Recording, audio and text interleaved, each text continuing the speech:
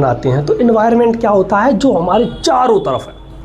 देखो लिखा है एवरीथिंग दैट अराउंड अस, जो भी हमारे चारों ओर है सब कुछ क्या है, इन्वायरमेंट है, पर्यावरण है।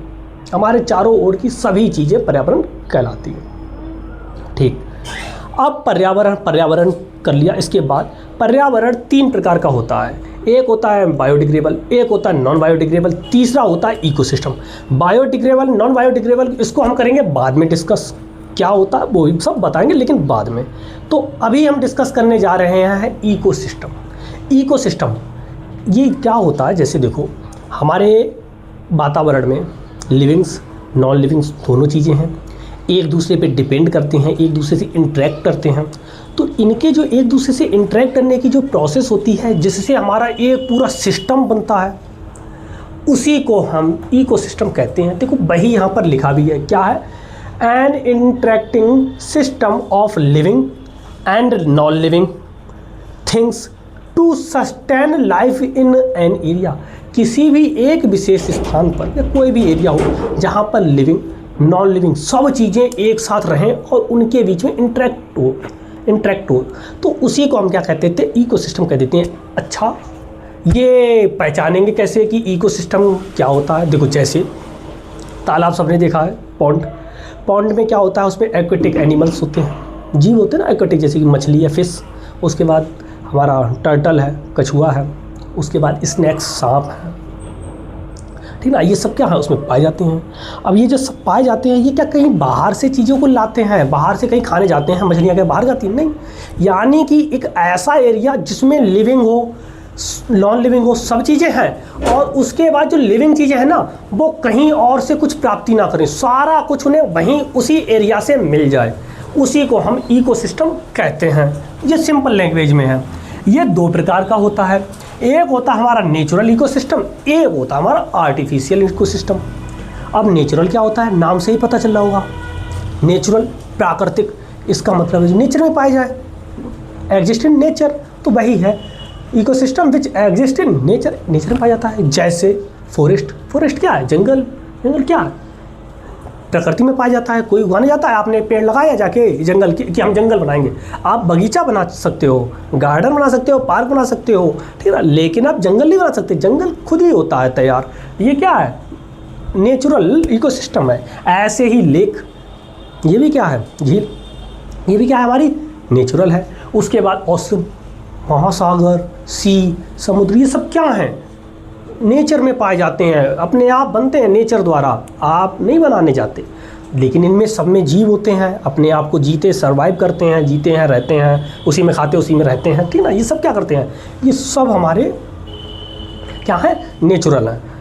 ऐसे ही कुछ मनुष्य बनाता है, जैसे हमारा पास क्रॉप फील्ड, हम फसल बनाते हैं, फसल उगाते हैं ना। फसल कैसे उगाते हैं, आपने खेत में देखा है, सबने फसल उगाते हैं। अब उसमें माइक्रो ऑर्गेनिज्म की छोटे मोटे कीड़े भी होते हैं, वो सब क्या करते हैं, वहीं पर रहते हैं, वहीं से खाते हैं। लेकिन ये क्या उगाता है, ह्यूमन्स उगाते हैं। ये क्या है, सब मैनमेड है। ऐसी एक्वेरियम क्या होता है, जलजीव कुंड, यानी कि जो मछलियों को रखने के लिए जो कांच का बनाया जाता है उसे एक्वेरियम कहते हैं। अब ये एक्वेरियम में क्या होता है कि जो मछली होती है ना उसी में सर्वाइव करती है, उसी एक्वेरियम में सर्वाइव करती है। उसके लिए ये खुद में एक इकोसिस्टम है, ये अपने आप में इकोसिस्टम, ये अपने आप में इकोसिस्टम। ऐसे ही जो गार्डन होता है, गार्डन अपने आप में इकोसिस्टम। ये सब क्या है, इकोसिस्टम है। यानी कि इनमें जितने भी जीव हैं, जितने भी हमारे पास लिविंग थिंग्स हैं, वो सब यहीं पर डिपेंड कर रही हैं, कहीं और से कुछ चीज़ें नहीं ला रही हैं। तो ये चीज़ें थी, इसको लिख लीजिए। फिर उसके बाद हम बायोटिक, अबायोटिक और उसके बाद इनके कंपोनेंट्स को हम डिस्कस करने जा रहे हैं। तो सबसे पहले इसको लिख लीजिए, फिर हम करते हैं उनको।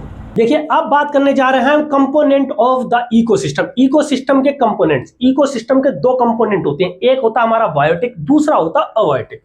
बायोटिक क्या होते हैं, जितने भी हमारे लिविंग थिंग्स हैं वो सारी की सारी हमारी बायोटिक कंपोनेंट्स में आती हैं, और जितनी हमारी नॉन लिविंग थिंग्स हैं वो सारी की सारी हमारी अबायोटिक कंपोनेंट्स में आती हैं। तो बायोटिक में क्या है, जितनी भी हमारी लिविंग है, जैसे कि animals, bacteria, plants, fungus, algae, सारे के सारे हमारे बायोटिक में आते हैं।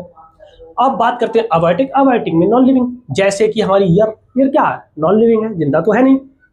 वाटर, अब ये अलग बात है, हमारे पुराणों के हिसाब से, वेद के हिसाब से ईयर क्या है, वायु देवता है, जल देवता है, धरती माता है, जीवन लेकिन ऐसा यहाँ पर नहीं है, साइंस की लैंग्वेज में ऐसा नहीं होता है। साइंस की लैंग्वेज में क्या है, air non living, water non living, land non living, light, temperature, ये सब क्या है, नॉन लिविंग है। यानी कि ये सब लेकिन है कंपोनेंट ही, इकोसिस्टम इनसे मिलकर ही बना होता है, इनके बिना इकोसिस्टम नहीं बन सकता है। तो ये सब क्या, इकोसिस्टम के ही कंपोनेंट्स हैं, ठीक है ना, यहां तक कोई दिक्कत नहीं।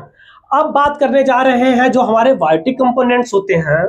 बायोटिक कंपोनेंट्स, इनको भी हम 3 तरह से डिवाइड कर सकते हैं, क्योंकि लिविंग है तो 3 तरह से ये हो सकती हैं। कौन कौन सी? सबसे पहला प्रोड्यूसर। प्रोड्यूसर मतलब होता है जो चीजों को उत्पन्न करता है, प्रोड्यूस करता है। फॉर एग्जाम्पल, जैसे कि आप सबको पता है फोटोसिंथेसिस प्रोसेस द्वारा जितने भी ग्रीन प्लांट्स होते हैं ये क्या करते हैं, सनलाइट लेकर अपना भोजन को फॉर्मेट करते हैं। जो फूड फॉर्मेशन होता है वो प्लांट्स में होता है, सब आपने पढ़ा है। पूरा फोटोसिंथेसिस मैंने आपको 5th चैप्टर में बहुत डिटेल में समझाया था, वहां आपने पढ़ा है, ठीक। अब जो फोटोसिंथेसिस ये होती है, यानी कि इसमें क्या हो रहा है, ये उत्पन्न कर रहे हैं किसको, फूड को। यानी कि जो फूड को उत्पन्न करते हैं, खुद उत्पन्न करते हैं, वो सारे के सारे हमारे प्रोड्यूसर कहलाते हैं, सारे के सारे प्रोड्यूसर। जैसे जितने भी ग्रीन प्लांट्स हैं सारे, ब्लू ग्रीन एल्गी, कुछ एल्गी भी ऐसी होती हैं जो क्या करती हैं कि हमारे फूड को प्रोड्यूस करती हैं अपने जीवन को जीने के लिए, लेकिन सब नहीं ऐसा करती हैं, कुछ ही करते हैं। जैसे कि हम लोग क्या भोजन खुद बनाते हैं? नहीं भाई, हम क्या करते हैं, दूसरों पे डिपेंड रहते हैं, पेड़ पौधों पर डिपेंड है। पेड़ पौधों से क्या करते हैं, एनर्जी को हम इनटेक करते हैं। पहले पेड़ पौधों से हमने फूड को इनटेक किया, खाया, उनसे हमें एनर्जी मिलती है ना। तो ये क्या है, पेड़ पौधों पर डिपेंड है, तो हम खुद नहीं बनाते हैं, हम क्या करते हैं, उसका यूज करते हैं। हम क्या कर रहे हैं, उनका यूज कर रहे हैं। तो हमें क्या कहते हैं, कंज्यूमर्स। क्या कहते हैं, कंज्यूमर्स। क्या कर रहे हैं, हम यूज कर रहे हैं। अब कंज्यूमर भी 4 प्रकार के होते हैं। सबसे पहला है हर्बीवोरस। हर्बीवोरस में तो होता है शाकाहारी, जैसे कि गाय हो गई, काऊ, जैसे कि भैंस बफेलो हो गई, जैसे कि डियर हिरन हो गई। ये सब क्या है, हर्बीवोरस, शाकाहारी हैं। लेकिन इनको मारने के लिए एक चीता है, शेर है, ये क्या है, ये हमारे कार्निवोरस हैं। ये सब क्या होते हैं, कार्निवोरस, मांसाहारी, जो मांस पर डिपेंड होते हैं। एक होते हैं ओमनिवोरस, जो साग सब्जी भी खाते हैं और उसके बाद मांस भी खाते हैं, जैसे कि हम लोगों का मतलब ह्यूमंस। मैं नहीं खाता, ठीक है ना, लेकिन ह्यूमंस कई सारे ऐसे होते हैं जो क्या है, मीट को खाते हैं, मीट भी खा रहे हैं यानी मांस भी खा रहे हैं, और दूसरा साग सब्जी यानी कि वेजिटेबल्स वो भी खा रहे हैं। तो दोनों पर डिपेंड होते हैं। तो जो दोनों पर डिपेंड होते हैं उन्हें हम ओमनिवोरस कहते हैं। जैसे कि ह्यूमंस हो गया, फ्रॉग हो गया, स्नैक हो गया, ये सब क्या है, ओमनिवोरस है, ये दोनों पर डिपेंड करते हैं। लेकिन इनके अलावा एक और होते हैं जो ना तो शाकाहारी होते हैं, ना मांसाहारी होते हैं, ना सर्वाहारी यानी कि ओमनिवोरस नहीं होते हैं। हर्बीवोरस, कार्निवोरस, ओर्बीवोरस नहीं होते। वो इनसे भी अलग क्या करते हैं, अपना भोजन दूसरों से छीन के लेते हैं, दूसरों से छीन लेते हैं।